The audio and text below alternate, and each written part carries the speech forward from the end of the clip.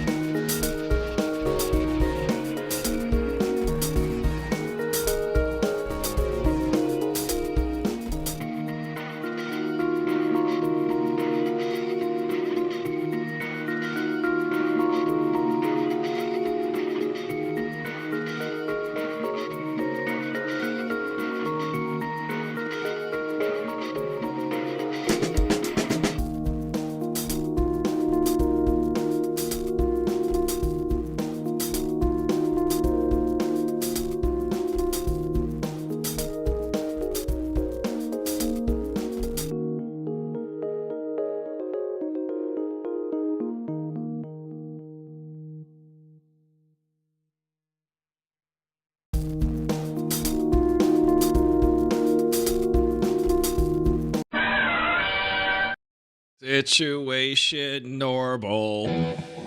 All effed up. Hey, welcome back to the show. I'm Aristotle Full Throttle. We're gonna have a good time today, I promise. As soon as my hairdresser arrives, my hairdresser is always late. Turns out my hairdresser has never shown up once. Who dresses hair? Is that like salad dressing? Cause good old golly, I've got alfalfa sprouts coming out of my head. Welcome to the show. I'm still hearing music. You guys still hearing that music? Oh, boy. You know, one day, I will have so much money to run this show. One day. Can you hear me? Can you hear me? Here to Dink is there, crying. Oh, do you hear the music? Has the music stopped? I feel like it could be all in my head. It could not be all in my head. I've got guitars today set up a little bit. I got this. Listen to this. Can you hear that better now?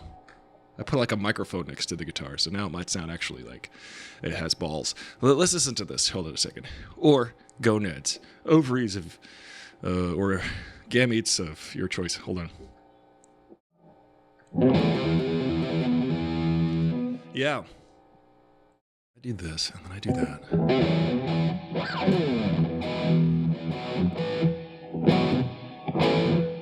Yeah.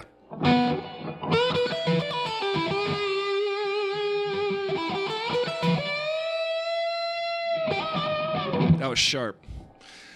My timing's off. Hey, but anyway, sounds pretty good, right? Sounds a lot more epic than it used to.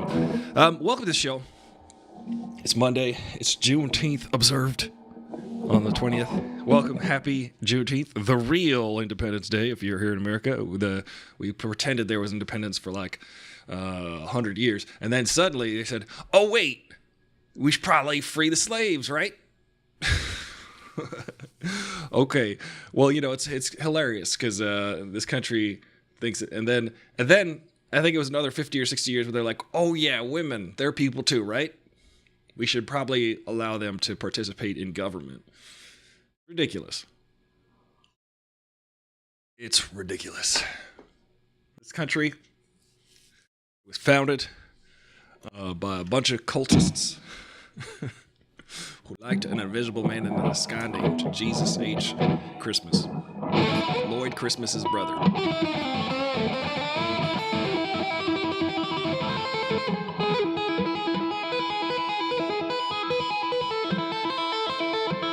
Yeah.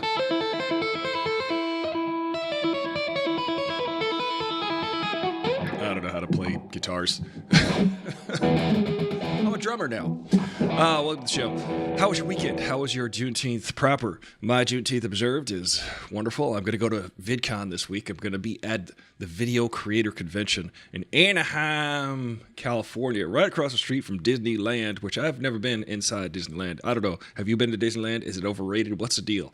I remember one time I was so adamantly did not care about Disney worlds or lands or any types of Disney properties. And I remember one time I was almost forced. We were in Florida, and my friend said, "My brother, he's at Disney World Animal Kingdom, Disney's Animal Kingdom or whatever, World Domination. They're right there. Do you want to go? Do you want to go?" And I said, "No, I never care about Disney anything. I don't want Disney. I don't want to be at Disney." And then she's like, "No, let's go because my brother and his family are there, and it's for kids. Let's just go. We should go hang out with my brother." And I said, "I don't know. I don't like it." And then we waited online, and they said, "Okay, $283 per person," or whatever it was. It was just ridiculous. And I was like, "I don't want to pay that." And then they were like, "Well, then you can't go inside." And then they said, "Okay." Then finally I got convinced and I paid it. And then they said, "Now we just got to scan your fingerprint." And I said, "No." They said, "Well, then we can't let you in the park unless we scan your fingerprints." And I said, "That is a violation of my civil liberties. I refuse." And they said, "No, well, then you can't go in the park unless we scan your fingerprint." Think about this for a second, Gestapo Mickey. I said no, and then I scanned the side of my pinky. I said, "Okay, maybe just the side of my pinky." So they convinced me to do that much. And I was like, I hate this. I hate this Disney World. I hate this Disney. And then within about 45 seconds, I was like, I am in the most wonderful place. They hypnotized me. They convinced me that it was wonderful. And it was a place of wonderful fantasies and dreams where they all come true. And I believed it. And 4 margaritas later, I was like, let's go on the rides again. And there's a parade. Look at all the animals being exploited. Yay. I love Disney World. And then I left and I said, I got knocked out of the malaise. And I said, I got knocked out of confusion, out of the stupor. And I said, wait a second. Were we just at Disney World and did I just love it? So I'm afraid to go back because I feel like they're gonna cast a spell on me. Make me want to go to Disney. Because everybody who works at Disney,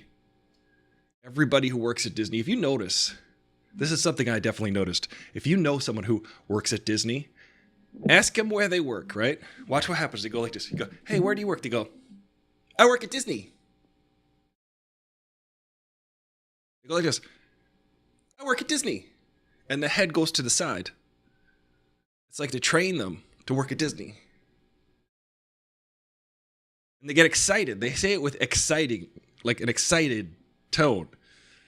Who's excited to announce where they work? I work at H&R Block. No. I work at Pep Boys. I put the pep in Pep Boys. No. Disney, for some reason, has a mental control over you. Here's my favorite part about Disney trying to rewrite history. Disney has a streaming network called Disney Plus, which I love, for Star Wars and Marvel, and I will watch it all the time. I will give Disney my money. I will not go and get brainwashed by their theme parks. It is a massive scam, Chiroptera. The workers aren't allowed to point in less than 4 fingers.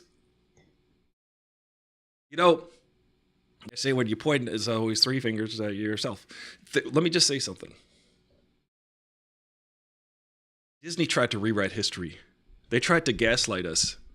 If you watch, there's a mini documentary on Disney Plus right now called To Infinity and Beyond or something, because they're trying to sell their new movie Lightyear, which is a flop, right? Buzz Lightyear is a character from the movie Toy Story. Toy Story, so this character, Buzz Lightyear from Toy Story, is a toy based on the real guy, Lightyear, who's Chris Evans was going to play in this movie called Lightyear. So it's like this whole origin story for the toy of Buzz Lightyear, I guess. And here's how they rewrote history. They have this documentary on Disney Plus right now, and the whole documentary, they're like, wow, you know, every kid just wanted the Buzz Lightyear doll. Every kid on every street corner was saying, to infinity and beyond. When Buzz came out, it was Buzz Lightyear mania. Everybody wanted to dress like Buzz Lightyear. Everybody wanted the toy Buzz Lightyear. It was Buzz Lightyear pillowcase, Buzz Lightyear pancakes. Everybody wanted Buzz Lightyear. That's what they tell you, right? Now I'm old. I remember when Toy Story came out, and I was like, hey, he's all right. That was pretty much the consensus. Disney tried to shove Buzz Lightyear down everybody's throat back then, and now they're trying to convince us that people actually gave a crap to that extent about Buzz Lightyear. I think kids were like, oh, that's cool. He's better than Woody. But I don't remember at all the tickle me Elmo level of excitement about Buzz Lightyear, because it just didn't happen, Disney. Stop trying to gaslight us into believing that happened and that was real. There's like a half an hour reel of just them showing clips of kids dressed like Buzz Lightyear. They're like not happy about it too. They're like, okay, did you get it, Dad? For your documentary that I'm dressed as Buzz Lightyear? This sucks. I want to go play Fortnite. Go play Fortnite.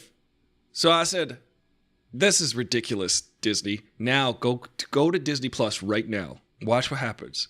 Because Lightyear has been flopping week after week. It's been out at like a week or two, and nobody's going to see it in the theaters. Nobody cares about it because nobody ever cared about Buzz Lightyear. You tried to gaslight everybody to believe that people cared about Buzz Lightyear, but they didn't. They didn't care that much. No kids were like, I want to be Buzz Lightyear all day. They just said, no, it's just a cool toy. It's better than Woody. Better than Mr. Potato Head. So now, if you go to Disney Plus right now, look at the top of the splash page. It's just every Toy Story movie. They're like, you gotta go see. They're using their streaming platform to try to urge people to go pay them some more money in the theater. They're trying to do some multi-level marketing here or whatever, and they're trying to do some cross-promotion. They're trying to get you to go to the movies to go see Lightyear because they were convinced people loved Lightyear. This is why Disney has no clue. Disney has no clue. When they acquired Star Wars, it's interesting because Kathleen Kennedy, I just don't believe, has any real... And J.J. Abrams, neither of them really understood why Star Wars is good. It's sad. They had complete control over Star Wars, J.J. and Kathleen Kennedy, and they were just like, I don't know why Star Wars is good. I'm J.J. Abrams. I make TV shows that are okay, that have a pretty good premise and then run out of steam after the second season. That's me, J.J. Abrams. Somehow people said I'm like Steven Spielberg, who Steven Spielberg has made like 50 movies, and about 42 of them are excellent. J.J. Abrams has made about 6 movies, and about 0 of them are good. So J.J. Abrams is no Steven Spielberg's. I'm just saying. He was a TV guy. He made Felicity. Okay? It's a good show. But she cut her hair, and nobody cared after that. So JJ didn't even know why. He said, "Oh, I guess she cut her hair. That's why people like it." JJ thinks Star Wars is cool because of pew pew explosion, and that's part of why it's good, but it's not the reason it's good. So Disney doesn't know why any of their properties is good. Kathleen Kennedy and J.J. Abrams, I remember Kathleen Kennedy in particular, looked so incredibly surprised that people were going crazy waving lightsabers at Comic-Con and stuff. She's like, well, people really like this, huh? I think, though, if you got to get to that level of success, you have to be like a psychopath. Raptora says, I don't think that they have no clue. I think Disney wants to play tastemaker and shape our consumption. I think that's part of it. Here to Dig says, I heard a lot of people are boycotting the movie because it's of the LGBT plus representation. Yeah, that might be true. People are definitely homophobic, especially during Pride Month. Chiroptera says, why can't people boycott movie because they suck? Why they gotta pick dumb reason to like two girls kissing? Oh yeah, that reminds me, in Star Wars Episode 9, the worst Star Wars movie, the most terrible Star Wars, The Rise of Crapwalker, Star Wars Episode 9, the worst Star Wars movie ever created, worse than Episode 2. Yeah, I said it. Star Wars Episode 9, directed by J.J. Abrams, terrible, terrible movie. There's about 3 seconds of an admiral who happens to be a lady kissing her lover who happens to be a lady, and there's like 2 seconds of cutaway to that. And then because they're celebrating the victory of that they celebrated in Episode 6 already, so they're redoing Episode 6 for some reason for Episode 9 because they're like, we got no ideas. Who do I look like, George Lucas? So then in China they cut that scene out because they bowed down to China's anti-equality morals.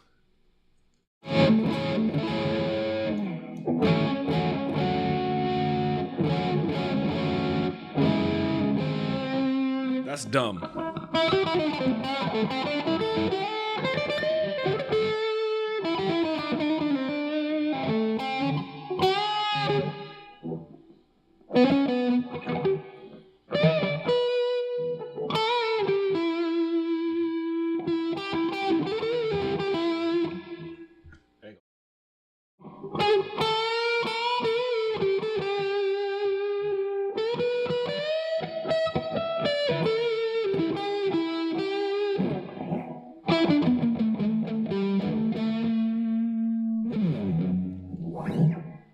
Trying to get a grip on this guitar. Yeah, why can't people boycott movies because they're dumb? Well, I always say Michael Bay keeps getting paid because he panders to the Chinese with his imagery. I think even the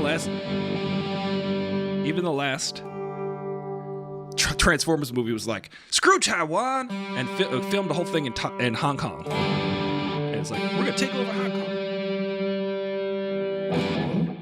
So that's what I think.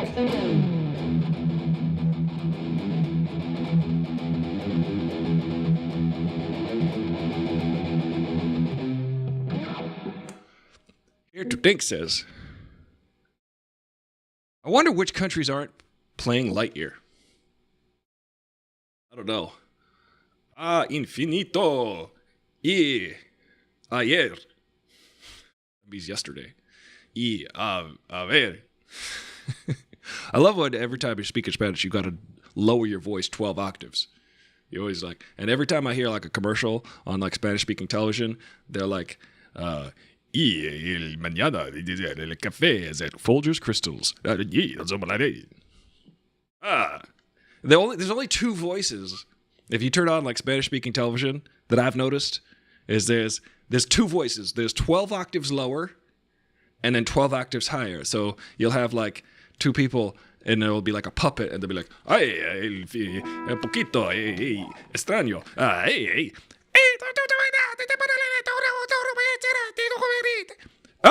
De madre, de la ropa, de las orejas,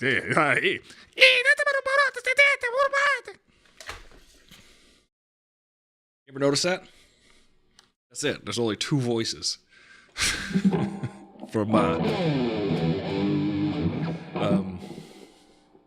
culturally speaking. If you watch American TV, it probably sounds like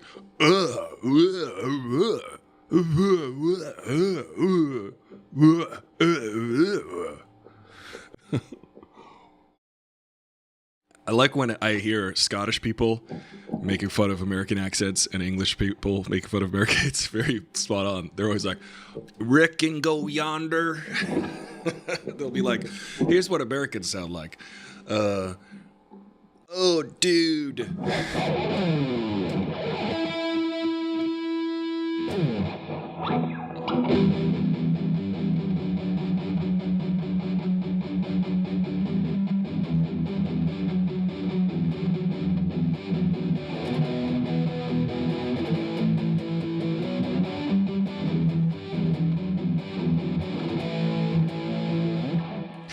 You know what I mean?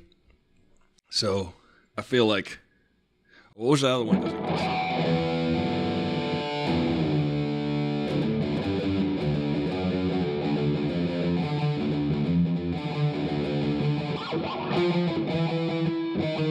How's it go?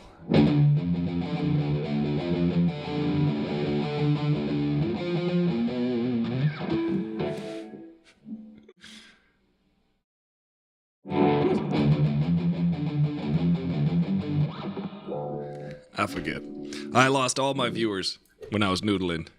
I watched the number. There's a number, there's a little eyeball on the chat thing, and it goes up and it goes down.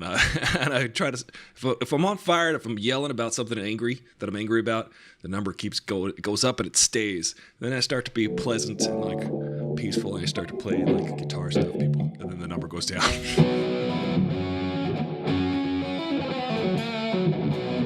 Is it true that every household has a recorder? Uh-oh. You gonna get me to play the recorder? That's gonna drive everyone away. But yes, it's true. I got one right over there. I got a recorder. I don't know what a recorder player is called. A recorder player or a recordist? Well, we're gonna have to get some chats. Let's get the super chat up. If we get 50 super chats, maybe I'll play the theme song to Titanic. To get a super chat.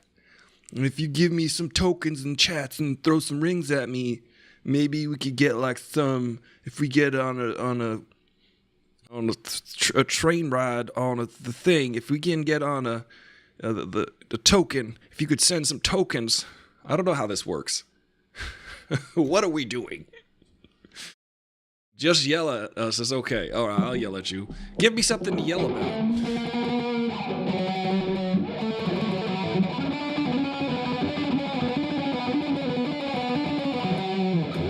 I feel like why it gotta be Black History Month gotta be the shortest month.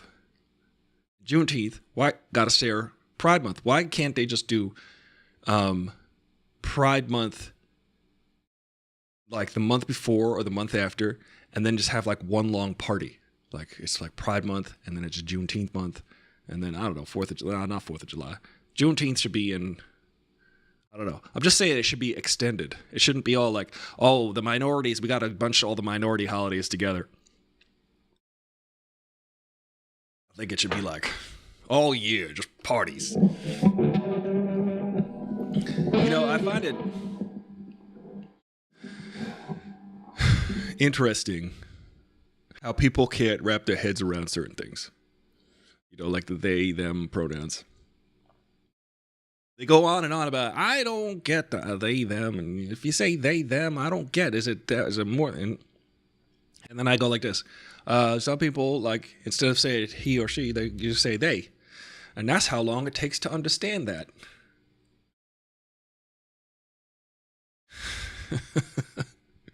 But sometimes people, they're like, but I don't like it. I'm like, you don't have to like it, but don't claim you don't understand it after about 3 seconds of explanation.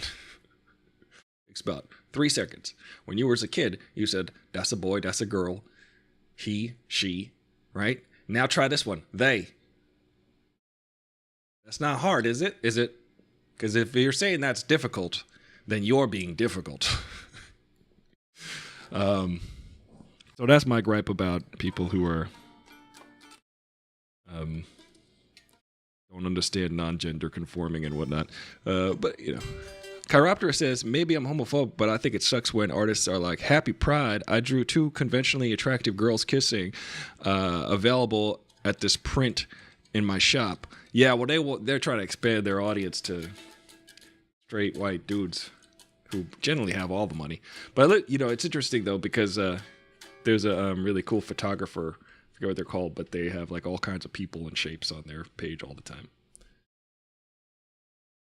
Raptor says, maybe I'm racist, but I hate it when Nissan is like, this February, we love black people, buy a car. You're not racist. Listen, don't tell nobody. But I was in a commercial during Black History Month for a corporation that I will not mention because you already did. But I'm just saying, they were like, I talked to the other actors in that commercial, and we was chatting, and they were like, hey, they didn't even put this commercial on their main Nissan page. They put it on the spokesperson's page, who only had like a couple hundred, like 50,000 subscribers or something. I don't know, maybe 100,000 subscribers on his Instagram page. They didn't put it on the main Nissan page, the commercial that's like, at Nissan, we are paying black artists and supporting black artists. I'm like, oh, wait. Oh, you're paying these 4 specific artists who are performing in this commercial because they're getting a fee to appear in a commercial. That's how you're supporting. I get it. Oh, you asked us to play live specifically so you could say, look, they're real musicians who really can play live, and we're supporting that by filming a commercial to sell cars. That's the industry I'm in. I'll take all your money, but I'll also expose you. I want to get this person. I'm going to read a bunch of tweets that this woman in the casting world has sent me. One of our viewers, one of our Aristotle Full Throttle's viewers, sent me this thread, and I will drop this thread in the chat right now. Copy that. Does it copy to my desktop? Let me see. Nope. Uh-oh. Status. Let's see. It's a crazy yeah, that's it. Read this along with me. It's crazy. But it's about casting in LA. And let's talk to Lolia Atomi. And let's try to see if we can get her on the show to talk about this, because this is a very true thing. I'm going to read this. I'm going to read, ladies and gentlemen. It's about casting in Hollywood, my industry that I work in. Very racist industry. Look, don't let Hollywood fool you because they make commercials with brown people. It's just as racist as your job. She says, I was in a Zoom audition with a popular casting agency the other day, and they were running 2 hours late. But we had to wait in front of our cameras, ready to go without warning at any moment. At some point, casting accidentally left me in the room with them, and they didn't realize. These 2 white men then went on to, these are her words, SIC, bitch about all the ethnic minority actresses auditioning for this spot. The main casting director, she gives their initials, said to the other one, only give these bitches one take. Most of these assholes, I'm reading her words, couldn't even bother to confirm before today. It gets worse. The casting director then said, which just reminds me, I got to do an audition. The casting director then said, the real hot bitches are coming in for the Zales Jewelers audition tomorrow. I'm talking real hot bitches, like Eastern European. That means white. Blonde hair, blue eyes, beauties, like Cindy Crawford type hot. So for those ones, just give them one take and then pick whoever. And then get them out, pick whoever. This is true. By the way, I would like to say that when I go to auditions, I'm pretty sure I get called to a lot of these auditions on account of the fact that a lot of these casting directors just need representation, and they know that I show up. So they're like, look, we auditioned this guy. He checks like 5 boxes. Anyway, we're going to pick the white guy with blonde eyes and blue hair. That's what happens. I'm pretty sure. I show up every time. I'm like, hey guys, I'm here. And they're like, yeah, okay, great. Thanks for showing up. Now we can say that we had a brown person here. Anyway, we're going to cast the white guy. This is what happens. She's like confirming it because this is overheard. She says, I'll try to get, and then get them out, whoever. I'll try to get you in earlier tomorrow so you have time with the real hot ones. They didn't realize I wasn't in the Zoom waiting for the Zoom room and was in with the same room with them the whole time. 30 minutes later, 2 hours after my scheduled time slot, they asked me and this other girl to audition together. The girl was playing my sister and heard my accent, so mentioned that she could play British. The main casting director, who was meant to be muted with his camera off, then snapped at us saying, I don't give a blank about your accents. We're already late. Just do the damn scene and let's get out. Imagine dropping everything for last-minute auditions. You do your best work, look the part, and remain pleasant and respectful throughout, and you're treated like you are less than nothing but by sexist, racist men like this. My agents reached out to them after and got no response. I told you about my Cindy Lauper. She just said Cindy Crawford. Cindy Lauper story. Listen to my podcast about Cindy Lauper, how she was racist. And look, come at me, Cindy Crawford, with defamation. Come at me, because it happened. And then Lolia Itomi goes on to say, this is why I will never audition for, she mentions the casting agent, Block M Casting, I'll tell them. I've auditioned there, by the way. I trust that my work ethic, talent, and non-Eastern European hot bitch self will thrive and succeed regardless. The commercial might look diverse, but if this is what the casting directors are subjecting actors of color to behind the scenes, if they are so reluctant to cast women of color or give us fair auditions and respect our time as well, then we have not really moved forward. I know not all casting directors are like this, but are absolutely lovely, but this is real. It happens. It's true. This is true, by the way. I have been in auditions where they have said some messed up stuff. And I was just like, yeah, that's not cool. And then she says, and we should be able to talk about it and share our experiences as human beings with dignity, first, and actors at second, without fearing the blackballed, silenced, or pissing off the wrong important persons or ruining your careers. I've seen posts from casting directors getting mad when actors portray them as in this light in TikTok sketches, despite many actors commenting they've had the exact same experience. Please don't, not all men or a few bad apples this experience. We know. Let people share their truth. This is true. She goes on with this, with all of those things, but that's the main portion. You can read it.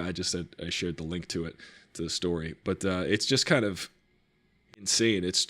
I believe her. I think it's true. It's happy Juneteenth. Blurred words. Happy Juneteenth. People say you should say happy Juneteenth. Listen, here's a rule of thumb. For all the folks out there who are like perhaps not black, and they're like, I don't know what to do on Juneteenth. Say happy Juneteenth. Say happy real Independence Day, because it's not. Because I had this argument last year, exactly a year ago, with someone, and she's like, I don't want to appropriate. I'm like, it's not appropriation. It's American. It's an American holiday, and it's like saying Happy 4th of July. I'm not appropriating European history if I say Happy 4th of July, if I say Happy Independence Day. It's American history. So if you say Happy Juneteenth, here's the rule of thumb I say.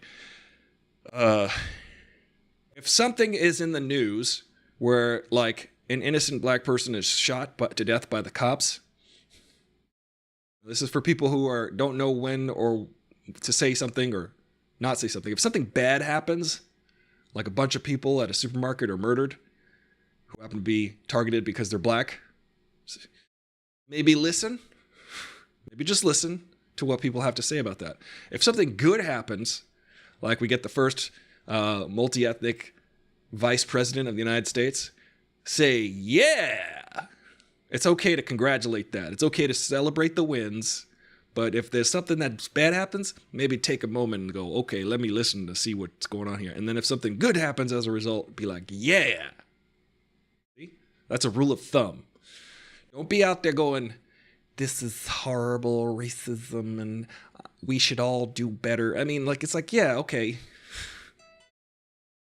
I don't know what, I mean, you could do that. That's fine. But what does it do, really? Just do actions speak louder than Amber Turd. Hey, is this Will?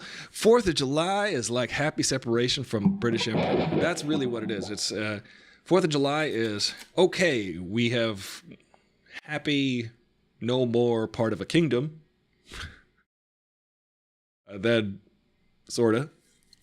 And then, Juneteenth is, all right, now everybody's considered American. Right? And then suffrage, you say, oh, okay, now half the population's allowed to vote. Okay. And then 60s, integration. Hey, everybody gets to go to school together. And then 2020, Black Lives Matter.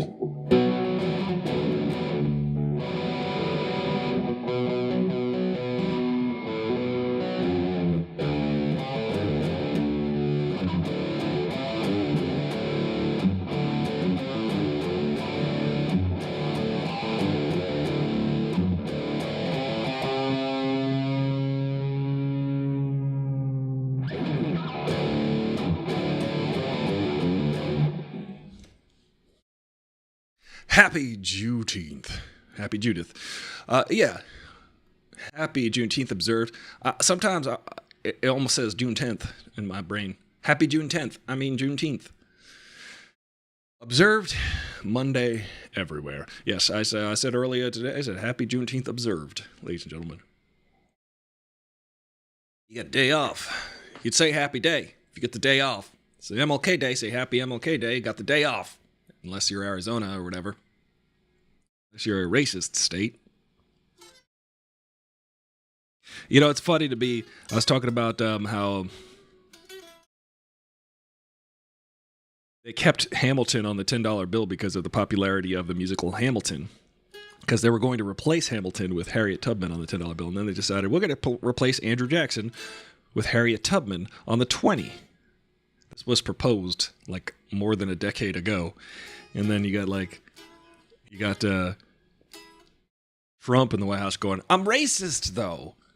I'm Donald Trump and I'm racist. Why would I want a black woman, American hero, on our money? So he actually deliberately stopped that from happening, from being minted. This is the frustrating part. The frustrating part is the denial of the reality. Because all of the wasted effort arguing whether or not that's racist is wasted effort. And it's exhausting. And that's what it's designed to do. It's designed to tire you out, to say, look, it's not racist. It's just not a priority. It's just, no, but it's racist, though. It's a racist thing. Because of the racist vote that Donald Trump relies on. He was trying to suppress any type of kind of iconography like this. This is a very deliberate move because there's no other real motivation to do so. And but people are like, but it's not, and it's this, and it's but it's that, and the Confederate flag represents this, and it's like, but it's a racist flag though. Why are we arguing that? In the Civil War was fought over land, like rights, states' rights. No. It's fought to end slavery. Why are we arguing this? Why are we wasting energy arguing this? You have no idea. Suddenly, I'm an economic expert about Southern economics of this 19th century. Let me tell you, no. It's very simple. People owned other people, and then someone said, that's not morally cool. Also, there's some probably economic advantage, but not on my watch. We're going to have more, guy named Lincoln was basically saw it coming. People like Lincoln and Reagan, they get canonized. Reagan for saying, Gorbachev, tear down that wall. He's talking about the Berlin Wall, which separated parts of Berlin. It was like there was a communist bloc, there was a communist part of Berlin that was occupied by the Russians up until like the 90s. It's crazy. It's under Russian control from like World War II to the 90s. And basically the people were revolting to the point where it was about to fall. It was about this wall. There was going to be a unified Berlin. It was about to fall. It was tipped over. It was creaking. It was at a 45-degree angle. And then Ronald Reagan ran in there with a microphone and said, hey, tear down that wall. Hey, I made him do it. He takes all the credit. Like Red. He's an opportunist. He's like a lawyer who chases an ambulance,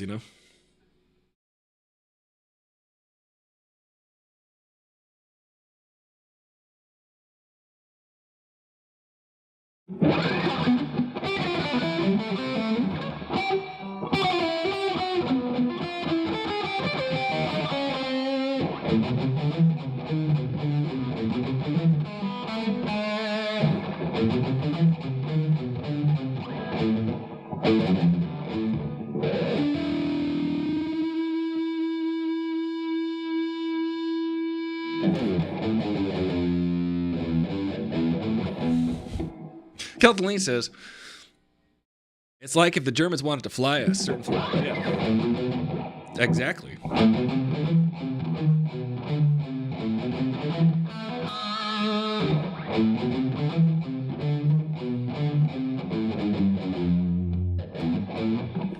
Hey, Erebus 15. Remember the footballer I told you looked like? He retired. How do you know we're not the same person? How do you know this is what I don't do with my leisure time after footballing? You ain't seen my feet. I'm retired. How do you know that I'm not about to go join another team in Canada? Kelton Lean says, like John Edwards. John Edwards. May he rest in peace.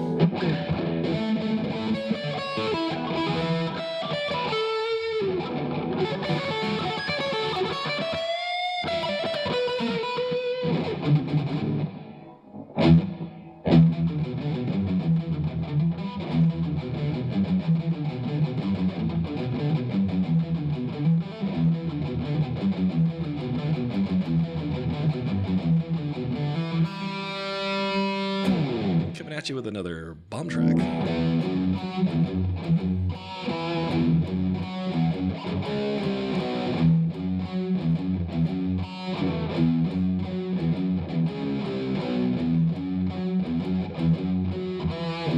What about John Edwards?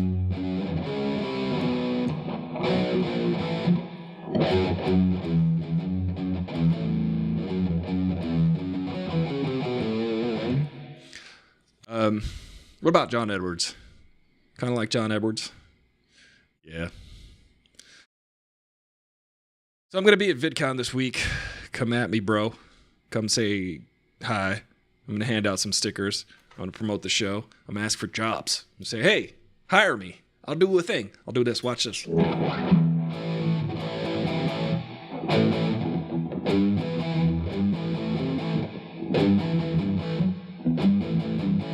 That I'll be like, look, I can be Van Halen.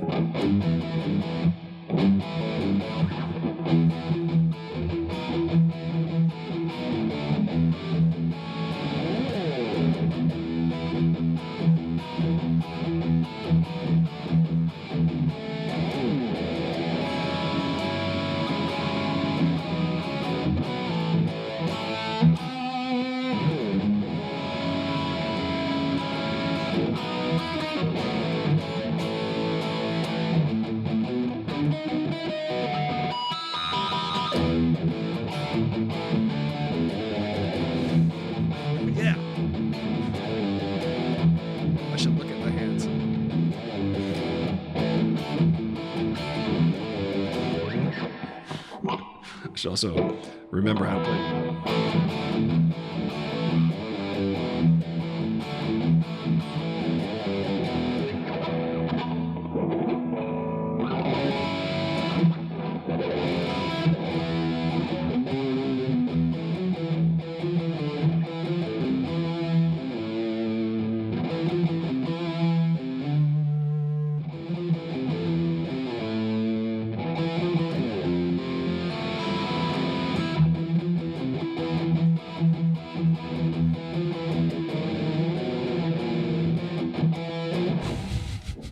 Trying to remember how to play Van Halen songs. Wow, I forgot I was on the air. Anyway, I'm going to be at the, what do you call it? Vidcon.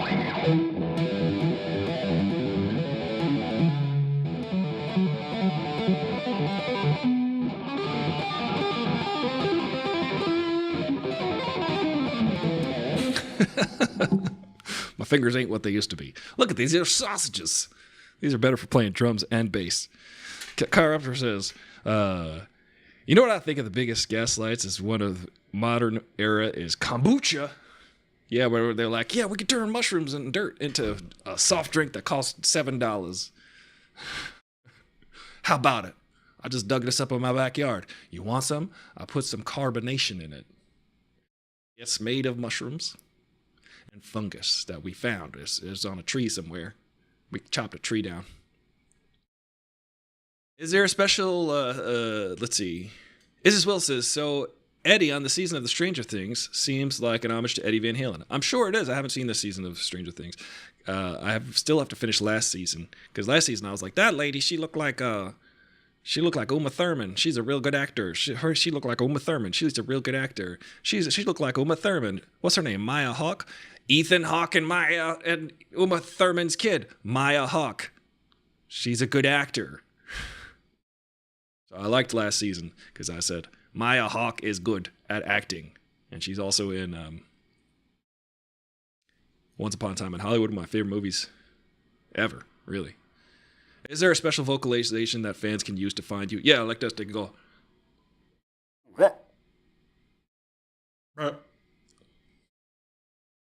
Do that, and I'll recognize it immediately.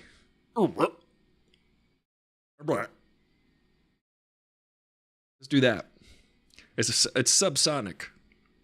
Also like Silk Sonic. Guy looks like him, shares the same name, and plays. Oh yeah, that sounds like a spot on.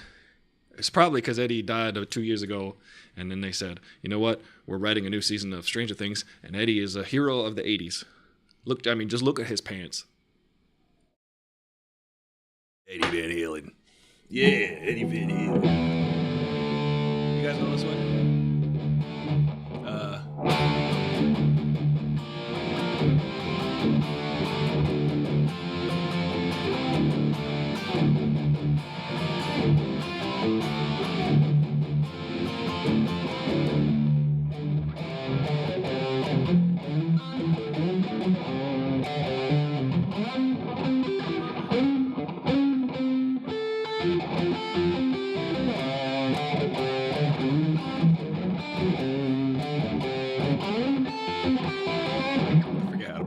Songs. It's actually my friend Tim Hill, when I was like a freshman in college, gave me a book on all of Eddie Van Halen's tablatures. I studied that stuff in college as a college kid. I was like, that's the coolest gift anyone's ever got me. I never even thought of playing these.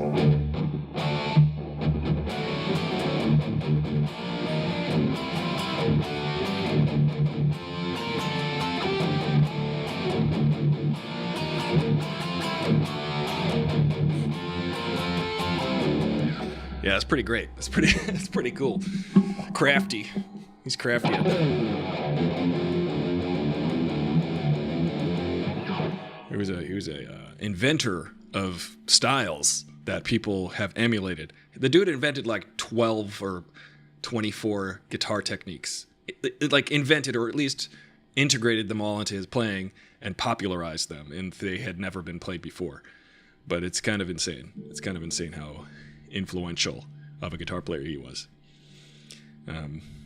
Every single person who plays guitar Anybody who is any good at guitar has something they owe to Eddie Van Halen, and there is no debating that. I would like for someone to come at me who is an advanced guitar player and then show me how they're playing, and I'll name 5 things that they're doing, whether they know it or not, are only available in the zeitgeist because Eddie Van Halen dug them up, popularized them, incorporated them, made them part of his playing. So whether or not you like the music is a different story, but the influence is undeniable. The guy was just a pure guitar player. Yeah. So many wrestling theme songs that anime owes them a great debt. Yeah, that's so true. What about classical Spanish guitar players? What about them? I love flamenco.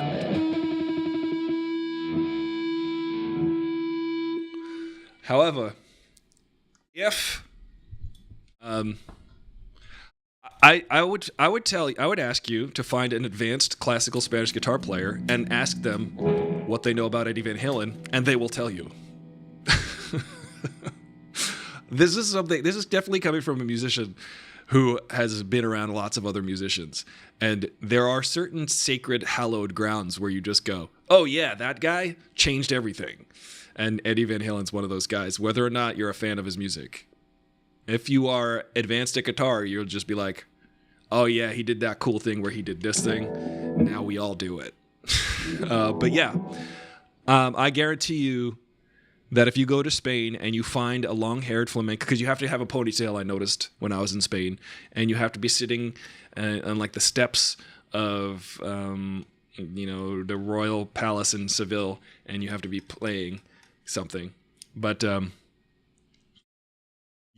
I promise you, if you find somebody who is at an advanced level of like, oh, this person knows the ins and outs of guitar, you can say, what could you tell me about Eddie Van Halen? And they'll play you something by Eddie Van Halen. It's like saying, at this point, it's very much like saying Bach to somebody. It's like, oh, do you know Bach? You mean this guy?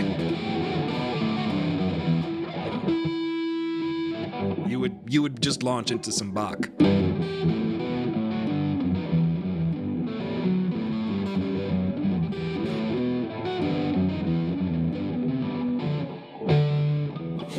Doesn't sound good. Distorted.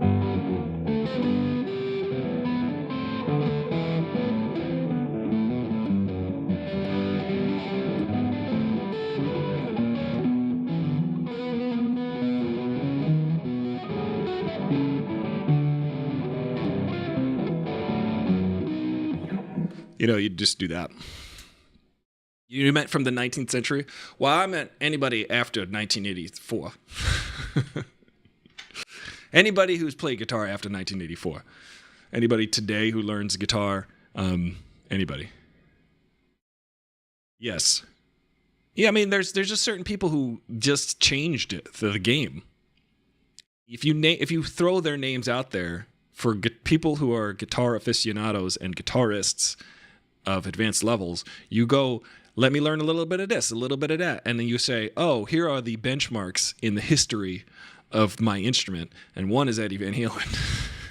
It's just, people can't get past the orange pants or whatever, but eventually they will.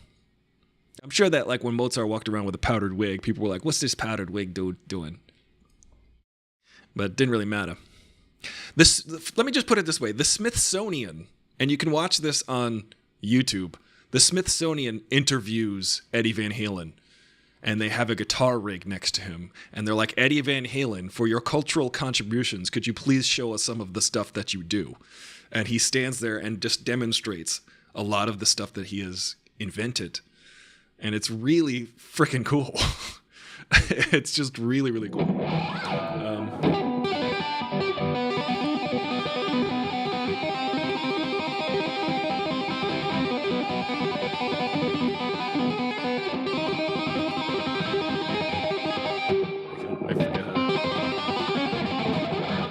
I can't play it. I should learn it. Every guitar player needs to know at least a part of that.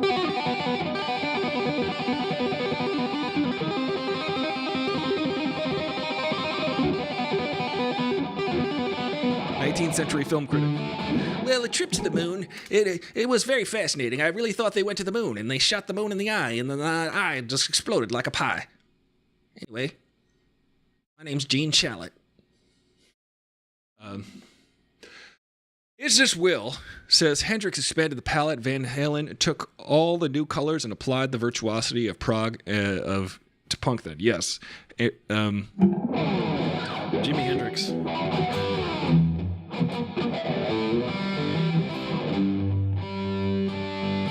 See this? You probably wouldn't have seen this kind of hand outside of a Spanish guitar player during the 60s in Western music. Look at that. You couldn't see his hand that looked like that.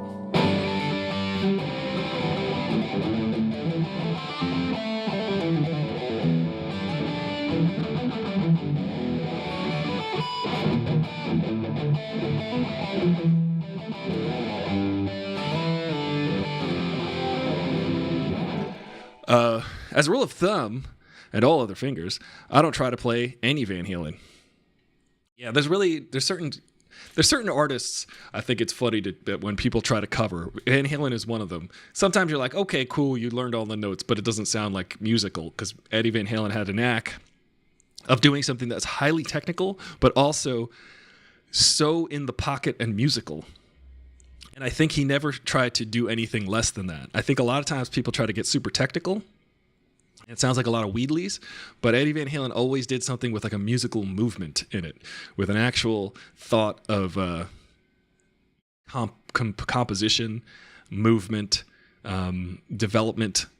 And look, you could study this dude. He's studyable. So many people, like I was saying earlier, the way Disney extracts the wrong thing from their greatest properties, like Buzz Lightyear being the greatest thing about Toy Story. It's like, well, is it? Or is it just the concept and also the relationship between Buzz and Woody and the funny little callbacks to all the different toys? You know? Or is it just all Buzz Lightyear? We just love Buzz Lightyear. No, we don't. Buzz Lightyear is a sidekick. He's a side character. He's not even the main character. Woody's the main character. Well, yeah. So I find it interesting that people will extract the wheedly parts when they're trying to emulate Van Halen and not understand his musical sensibility, because he has a very rhythmic and classically trained musical sensibility. And it's ahead of its time, and it's also of its time, which is kind of crazy.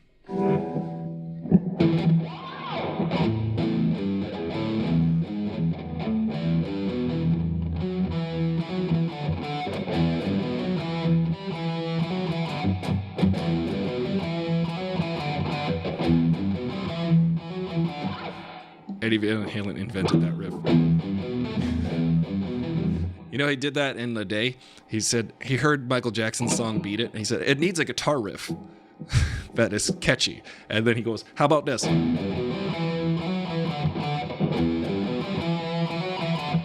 I'll just invent you one of the most iconic guitar riffs. And then he did a guitar solo in one take. The solo you hear on that song is one take. That's it. He didn't rehearse it. He played it in one take. He said, let me hear the song. Okay, I think I got something. And then he did one take, and then he said, I'm going to go smoke a cigarette now. Mean Streets. Yeah.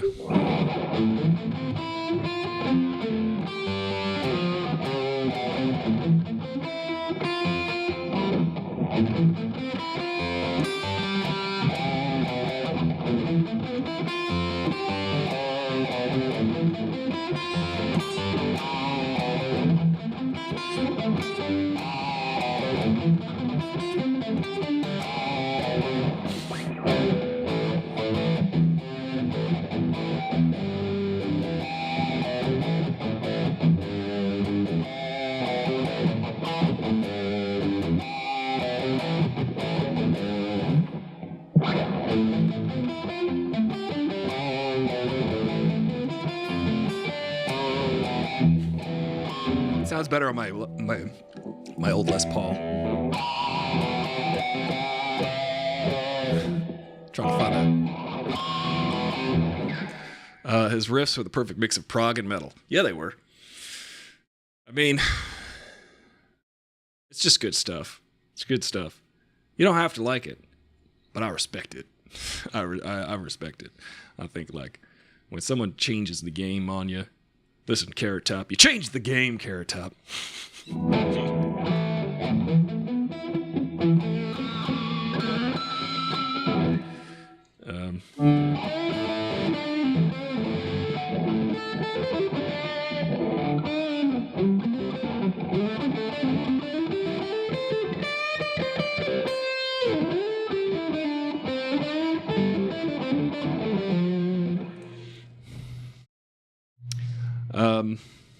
I think that's all I got today. I want to make something. I want to create something today other than the show. I want to create a thing. I got some ideas. Maybe I'll edit. Oh, I got to do an audition. Do I still got to do that audition? I feel like I forgot the audition, and I never forget auditions. But I forgot it, and it said, do ASAP, and this was on Friday. If you don't give me a deadline, I won't know when to hand it to you. One of those kinds of people. I think there's people out there, if you give me a deadline, it helps. Make a track. Maybe I'll make a track. I want to make something for Instagram Reels or something like that. And if I can't do that, I'm going to post an old reel, an old TikTok to my Reels. Trying to get my TikToks and my Reels together. Trying to keep it real. You know what I'm saying? Vidcon. Let's see. Everything I need to know about Vidcon and park it. Let's see. Parking costs $20 a day. Well, I won't be parking at Vidcon then. Actually, here's a secret hack. I park, it's a 15-minute walk, but I park on a side street, 15 minutes walk away, and then I just walk to Vidcon. That's what I do every year. I don't pay $20 for parking. I walk for 15 minutes because you know what? I'm going to be walking all day all around the convention center. So what's an extra 30 minutes of walking? So that's what I do at VidCon. Save money. I'll be handing out stickers. I'll probably go tomorrow to get my registration. Just drive down there, get my ID. I usually stick a big sticker on there. I'm probably going to see all the people I see every year at VidCon. I'll do my live stream from there. I'll just do it from my phone, and I'll just interview people and talk to people, and you can ask them questions. I won 10 cents. That's cool. But I did start out today talking about, all kinds of things. We ended up talking about casting directors and the racism that still goes on. I honestly do believe that I'm called to a lot of auditions with the full intent of not hiring me just because I check like 2 or 3 boxes. And they're like, look at this guy. We got this guy here. We're just going to hire whoever we want anyway. A lot of times, by the way, this is what I also see. People who work in the casting agent office, I see them in commercials all the time. You know why? Because they jump in front of the camera after they watched 20 people do it. And then they go, oh, I got to take on it now that I've watched 20 people do this. And I'm going to audition myself for this commercial while they're auditioning other people. And so a lot of the time, I see people who work at the casting offices in commercials going, they know exactly what people are looking for. That's a little frustrating. Amber Heard was spotted. Couldn't end today's show without mentioning Amber Heard. She was spotted at TJ Maxx in the Hamptons. Hey, Chiroptera, you're going to be at the Hamptons next week. You'll see. We can maybe spot Amber Heard there. Interestingly enough, Amber Heard was shopping at TJ Maxx. I'm just like, leave her alone at this point. Just let her go away because we don't want to hear about her anymore. You heard? We don't want. It's just like we don't need to go seek her out. If she wants to come out of screaming, she's probably going to make herself known. Let's just let her go shop at TJ Maxx and leave her lying ass alone. You guys want to support me on Patreon? You could do so. Send me your money. I need your money. I do though. I don't have any money, so send it to me. I need to buy some stuff. So go ahead and go to patreon.com/AristotleFullThrottle. You can also support the channel, like $5 a month on Twitch, just by subscribing or whatever. Oh, whatever and whatnot. You can go ahead and do that. Also, here, this is what I'm going to do. You can catch these shows as VODs, the VOD. If I'm cool, I say VOD. You could catch the VODs of my show on Twitch. I'm going to make them live right now. Or on YouTube. Herd mentality, herd immunity. The Rooney Rule for actors. What's the Rooney Rule? Rooney, you're an a-hole. Is that the Rooney Rule? My computer's so slow. What are y'all doing for Juneteenth? You guys going to the beach? I was going to go to the beach today. I was going to not do the show, and I was going to go to the beach. But it's going to be a long week. It's going to be an interesting week. It's going to be a busy week. I'm going to be at Vidcon. Come see me. Come hang out. I'm going to look for work. I'm going to say, hey, buddy, you need a guy with a fro who can tap dance and play guitar, sort of. Here I am.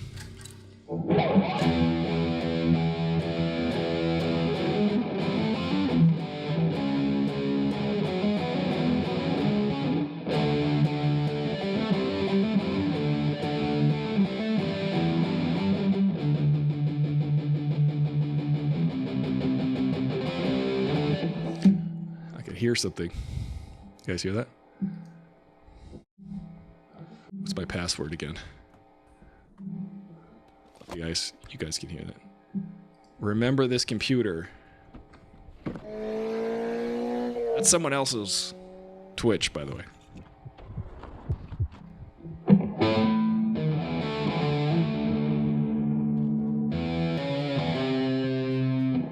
Request SMS.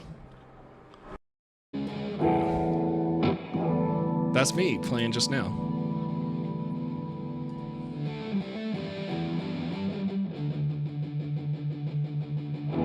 Oh. Oh, I wish I could do this correctly. What's my password again?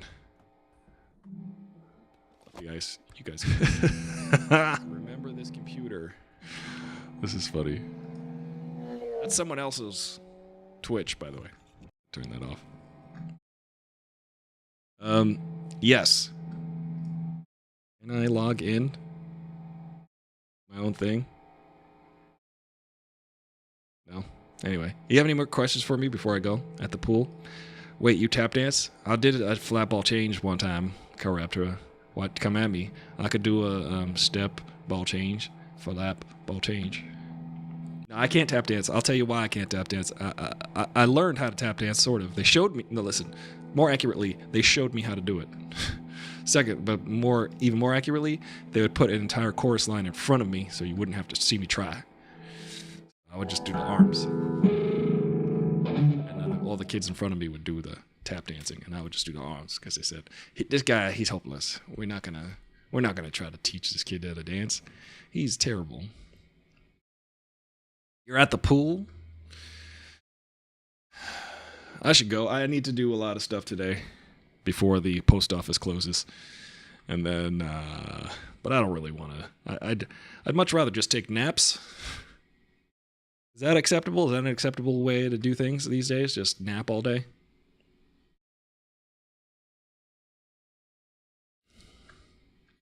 I would love for my computer to actually...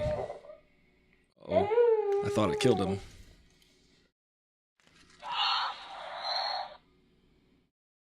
That's scary. You sound like Darth Vader. You sound like Darth Vader. Is this baby Darth Vader? That's scary. A lot of breathing in Star Wars. You got General Grievous. You know? All kinds of breathing. All kinds of things.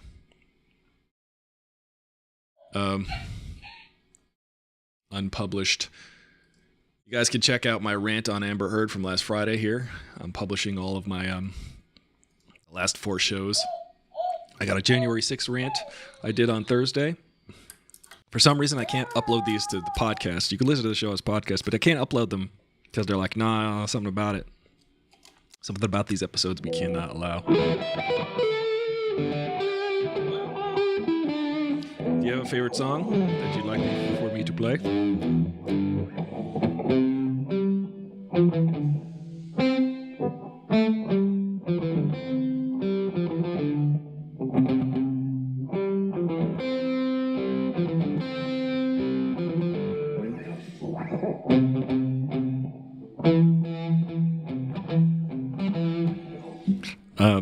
Let me know. At the Pool. I don't know a song called At the Pool.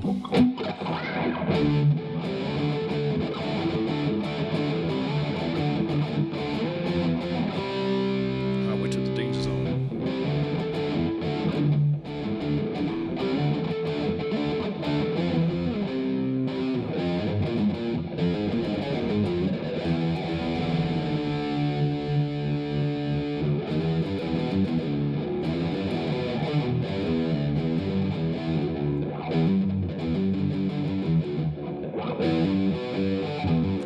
Wow, I wrote that riff for the AFT theme song the first day I was in the LA rehearsal space.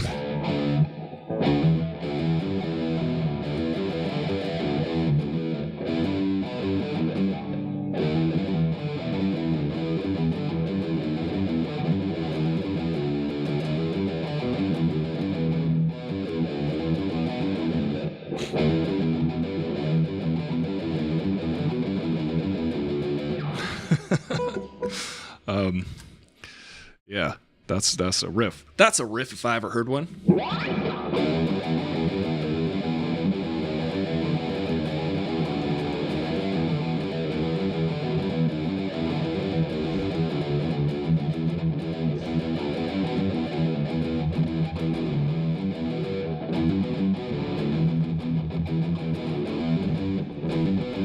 I gotta remember how to play it.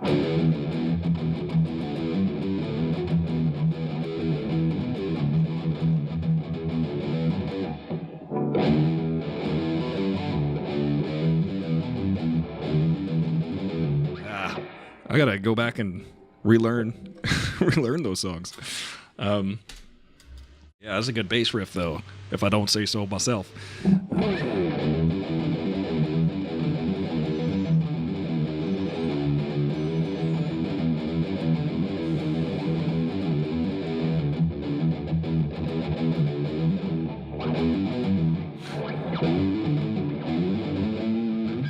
Yeah, that's a good one.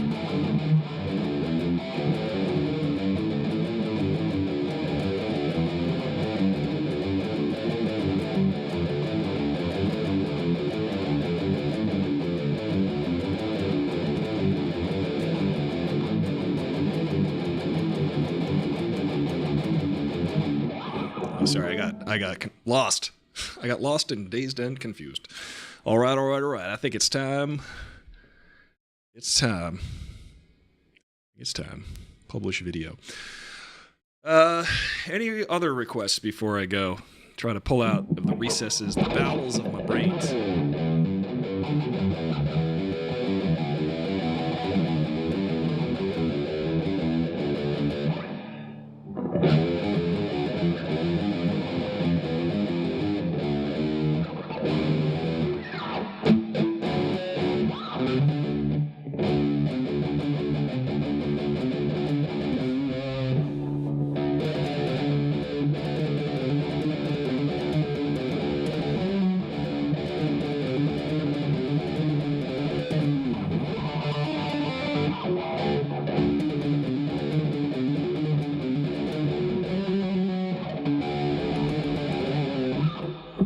Rolling down Rodeo with a shotgun as people ain't seen the brown skinned man since their grandparents bought one.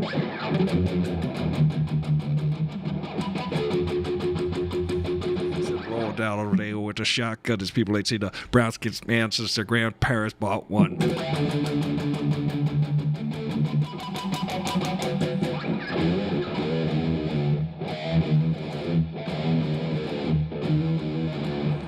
He's probably got like something like this on it.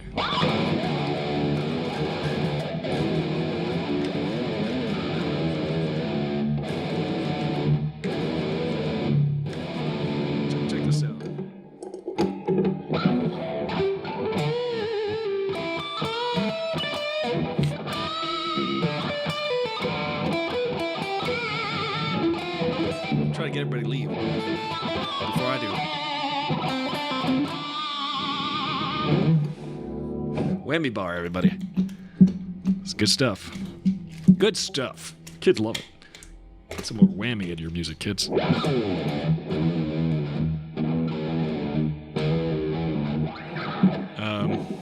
What about,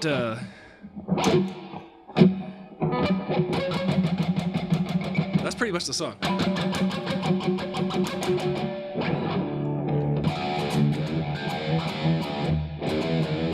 I don't know how he does it, actually.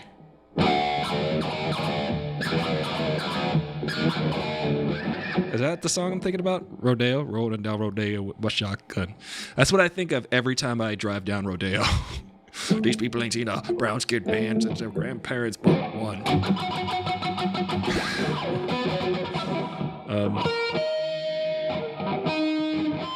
Well, okay, Raptor.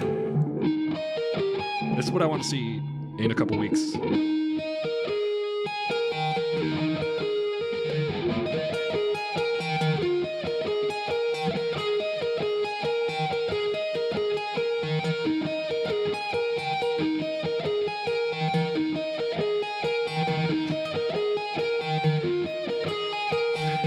Yes.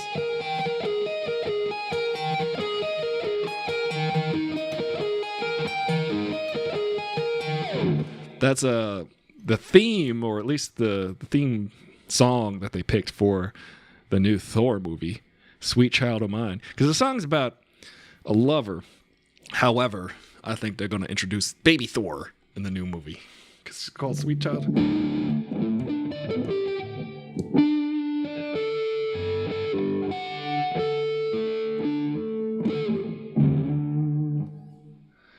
The riff on Rodeo Hook is so California sounding. There's another riff.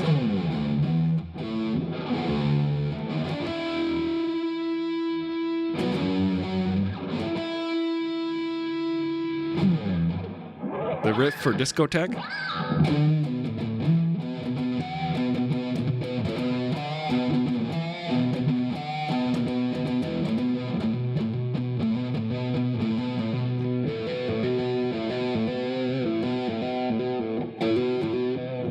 Pedal for that.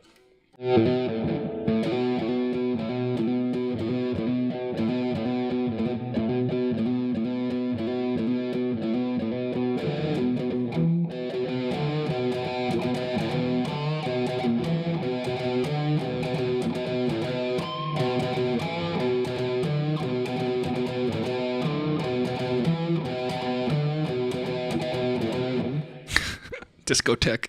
No one ever requests that U2 song. You know what I think about every time I hear that song is that me and my friend Diami stayed up all night making a 3D puzzle, putting together a 3D puzzle of the Millennium Falcon, and they were playing that song over and over every hour on the hour on MTV when we were kids, and they were playing that and they were like, in the morning, the new U2 album is going to be released, and we're going to play you the new music video. So all night, it was like every hour was just... But we stayed up to like 4 in the morning building this 3D Millennium Falcon puzzle. Because, you know, that's what you do.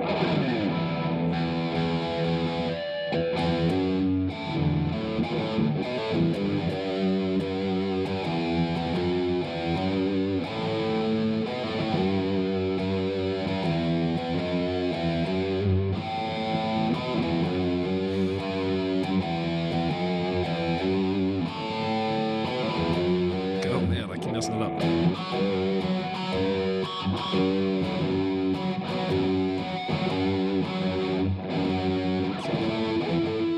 Well, I'm done playing 90s riffs for you today, and tomorrow I will be back. Maybe I will be on my way to VidCon. So there you go. Good instrumental, goofy lyrics topic, the scourge of many post-Octoon baby. Yeah, what was that song, Octoon?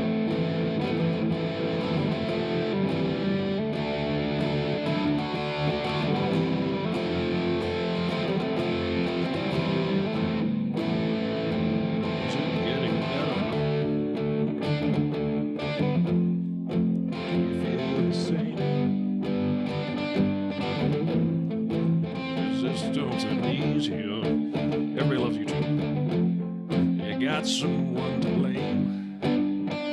Is it wonder?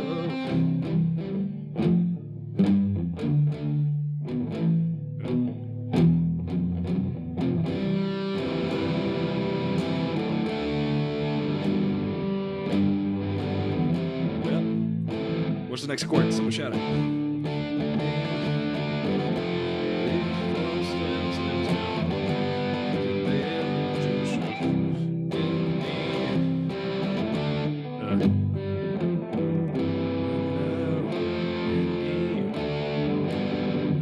What's that chord? I almost got it, guys. In my head, I just go, that's just a bunch of A minors and C's and F's.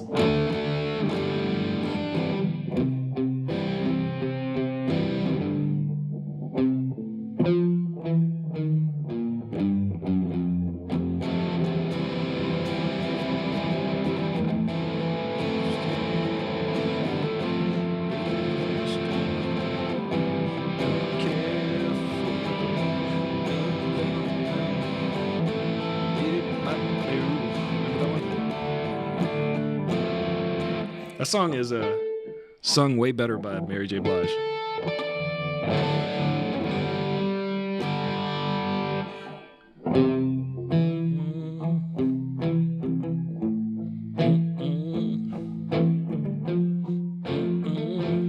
Got to do what you should. One else so and it care for it is about to. I'm making everybody throw up at home. It care for it.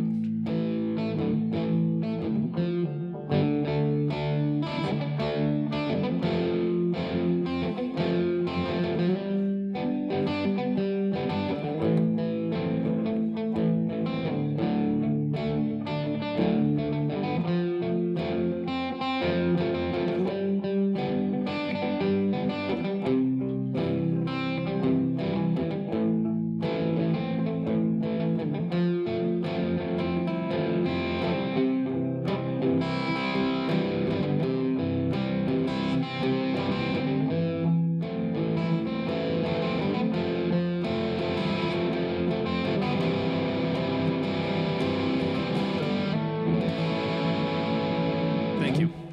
And see you tomorrow. Mary J. Blige really did it take to the next level. I actually saw Mary J. Blige sing that one time. And that's all I ever needed to hear that song ever again. I was like, all right, it's been done perfectly. Aside from my version just now. U2 songs are easy to figure out. Just go, that sounds like a B minor. And then you're good. You're close enough. Let's go to A minor on that one. Yeah, we're singing U2 songs now. All right. Well, see you guys tomorrow. I'll be probably on my way to VidCon. I'll do a live stream. Bye.